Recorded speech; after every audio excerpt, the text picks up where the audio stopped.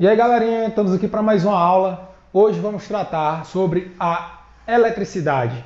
Vamos ter início aqui ao estudo da eletricidade, que é dividido em duas partes: eletrodinâmica e eletrostática. Depois nós vamos ter ela associada ao magnetismo e estudaremos o eletromagnetismo. A eletrostática, que é a parte que estudaremos hoje, trata das cargas elétricas em repouso. A eletrodinâmica trata das cargas elétricas em movimento. Para compreendermos a eletrostática, vamos começar pelos portadores de carga elétrica. Toda vez que nós falamos de carga elétrica em movimento, em repouso, nós estamos tratando dos portadores de carga elétrica. Esses portadores de carga elétrica são prótons e elétrons. De uma maneira simplificada, certo? Deixando claro que a teoria que nós temos hoje já está bem mais abrangente, mas de uma maneira simplificada, podemos entender o átomo como sendo composto de prótons, elétrons e nêutrons. Os prótons e elétrons, eles possuem carga elétrica. Os nêutrons não possuem carga elétrica, ok? Então, para nós, portadores de carga, que é o que importa para a carga elétrica, serão prótons e elétrons. Não trataremos dos nêutrons, apesar de o átomo ser composto de prótons e nêutrons lá no seu núcleo e elétrons girando em torno desse núcleo na sua eletrosfera. É assim que nós entendemos o átomo aqui no ensino médio. Os prótons, eles possuem carga elétrica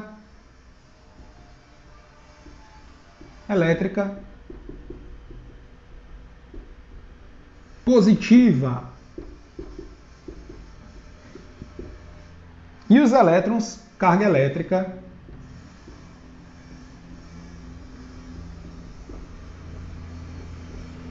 negativa. Certinho? Então, foi convencionado dessa seguinte maneira: os prótons seriam os portadores de carga elétrica positiva, os elétrons portadores de carga elétrica negativa. O módulo da carga elétrica de um próton é igual ao módulo da carga elétrica de um elétron, ou seja, a carga elétrica de um próton tem o mesmo valor da carga elétrica de um elétron. Essa carga elétrica é o que nós chamamos de carga elementar, que é 1,6 vezes 10 a menos 19 coulombs. Esse coulomb aqui, ó, essa unidade de medida, é a unidade do Sistema Internacional para a carga elétrica. Esse valor da carga elementar foi descoberto por Millikan através de um experimento utilizando uma gota de óleo eletrizada.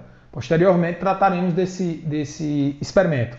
Mas ele chegou à conclusão que a carga elementar, ou seja, a carga elétrica de um próton ou de um elétron, tem esse módulo, 1,6 vezes 10 a menos 19 coulombs. Então, se eu pegar um elétron, ele vai ter uma carga de 1,6 vezes 10 a menos 19 coulombs. Só que negativa. Se eu pegar um próton, ele vai ter o valor de 1,6 vezes 10 a menos 19 coulombs positivo. Por isso que a carga elementar deve ser representada assim, ó, mais ou menos 1,6 vezes 10 a menos 19 coulombs. Porque é o valor de um próton e o valor da carga elétrica de um elétron. Belezinha? Então aqui nós temos o seguinte, que o que são as cargas elétricas? Prótons ou elétrons. E que elas possuem módulos iguais. O que muda é o sinal. O elétron é a carga negativa e o próton a carga positiva.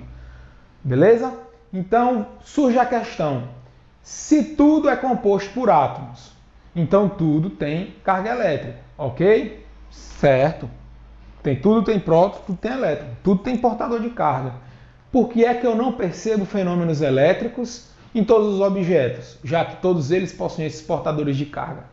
Porque esses fenômenos elétricos, eles só vão surgir no corpo quando você tiver um desequilíbrio da quantidade de prótons e elétrons, certinho? Então, para que você consiga observar um fenômeno elétrico num corpo, você vai precisar que ele tenha uma diferença da quantidade de carga positiva e negativa. É assim que nós classificamos o corpo como corpo carregado, corpo eletricamente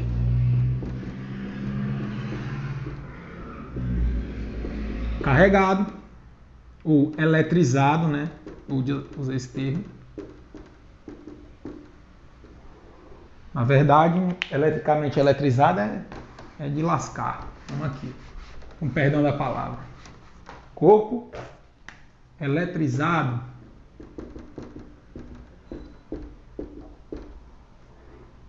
O que seria um corpo eletrizado? Seria um corpo onde o número de prótons é diferente do número de elétrons. Beleza? Então, quando eu tenho um corpo onde o número de portadores de carga positiva, número de prótons, é diferente do número de portadores de cargas negativas, número de elétrons, aí eu tenho um corpo eletrizado, ou seja, um corpo carregado eletricamente. Esse corpo ele vai apresentar fenômenos elétricos. Ele vai ter a capacidade de dar choque, de atrair ou repelir outros corpos, dependendo da situação. E de brilhar no escuro, dependendo da situação também. Quando você tem essa diferença de portadores de carga, o corpo passa a apresentar fenômenos desse tipo. Quando o corpo é eletrizado, ele pode estar eletrizado positivamente,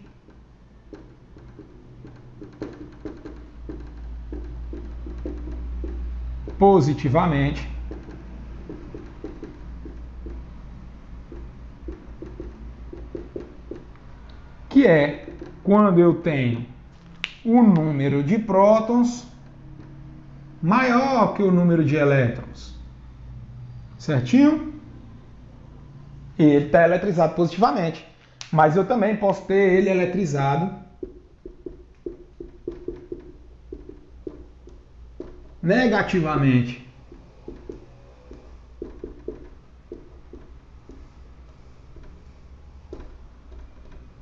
Certo? Nesse caso aqui, ó, quando ele está eletrizado negativamente, o número de elétrons é maior que o número de prótons. Aí ele está eletrizado negativamente. Qual a diferença desse para esse aqui? Nenhuma. O fenômeno elétrico que ele vai apresentar vai se comportar da mesma maneira. Você só vai conseguir identificar isso daqui em laboratório, utilizando o que nós chamamos de série triboeletrônica, que é um tipo de eletrização, que nós vamos estudar depois, vai permitir que você calcule, veja isso experimentalmente, tá bom?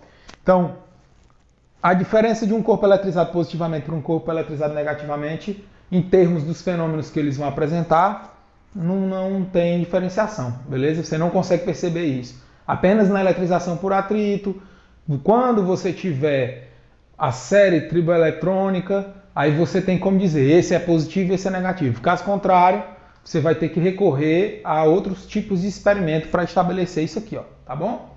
Então, para nós, o que é que vai, só reforçando, né? Para nós, o que é que vai importar em termos de positivo e negativo aqui? Quem está eletrizado positivamente ou negativamente, apenas no caso da eletrização por atrito, certinho? Os demais casos não é cobrado, né? Não vai fazer diferença para a gente.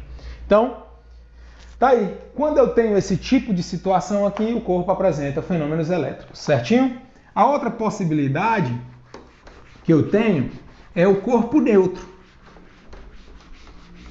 E essa morre aqui mesmo. Só tem um tipo de corpo neutro, digamos assim. Corpo eletrizado, corpo neutro. Quando é que o corpo está neutro? Quando o número de prótons é igual ao número de elétrons. Nesse caso, o corpo é neutro, ele não apresentará os fenômenos elétricos. Certinho? Dentro dessa perspectiva do número de portadores de carga ou da quantidade de carga que um corpo possui, é interessante que você atente para o seguinte fato. Esse ponto aqui é muito, muito importante, tá? A carga elétrica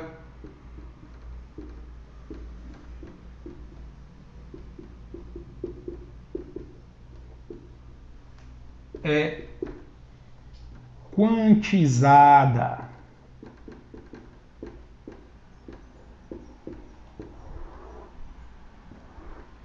Esse termo aqui, quantizado, é um termo importantíssimo. O que é que isso significa?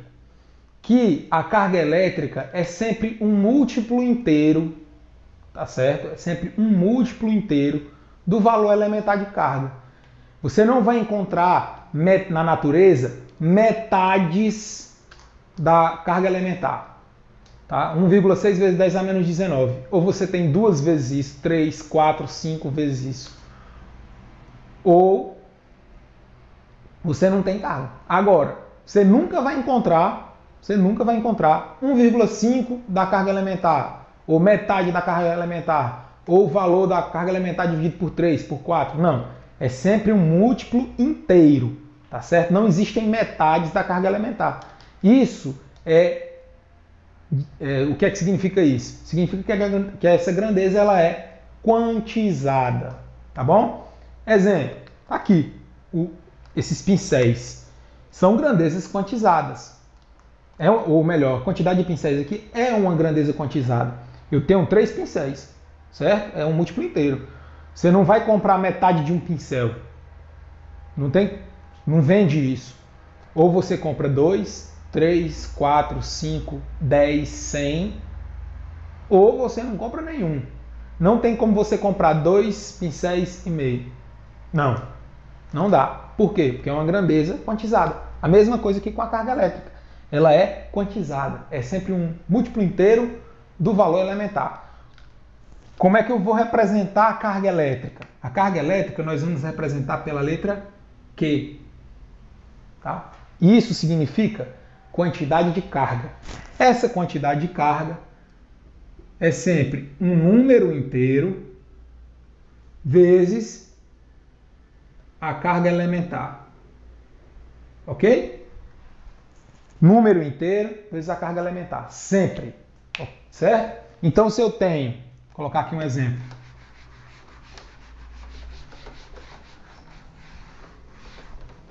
Se eu tenho 2 prótons,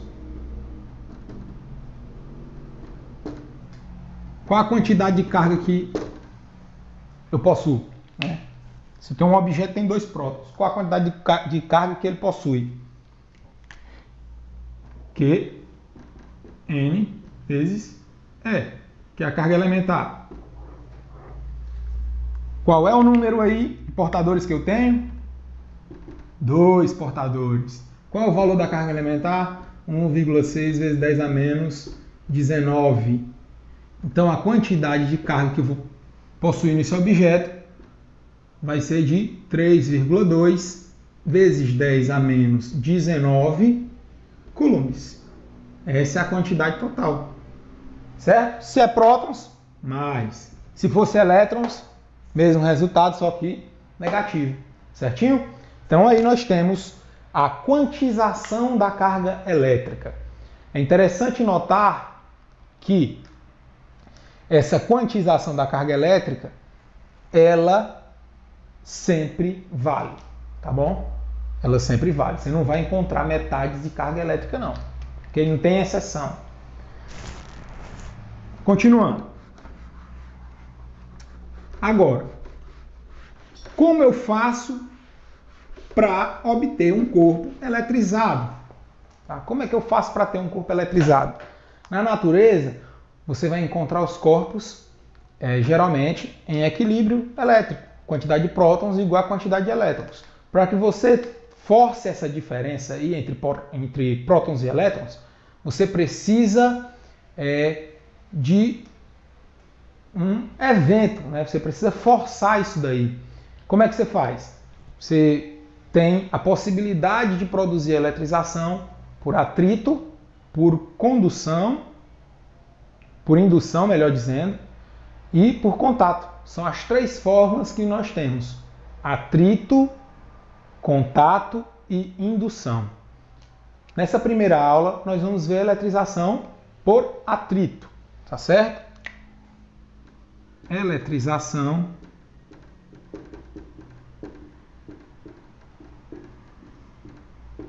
por atrito.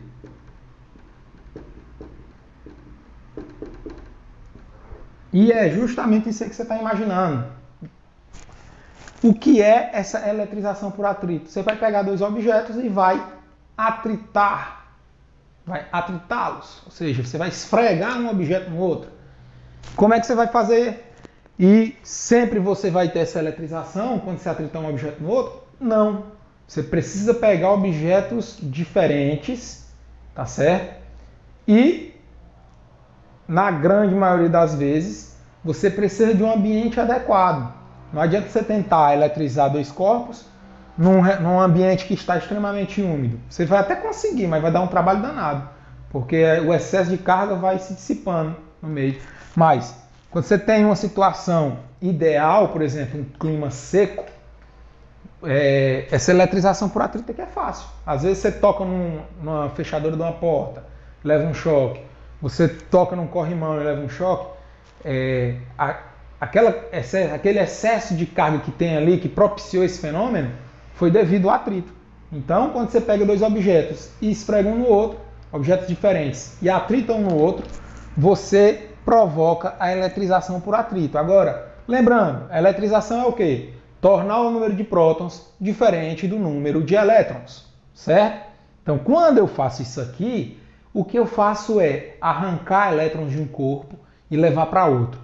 E aí vem uma observação. Sempre que você falar em fenômenos elétricos, você vai estar tratando de elétrons sendo transferidos de um lado para o outro, de um corpo para outro, tá bom?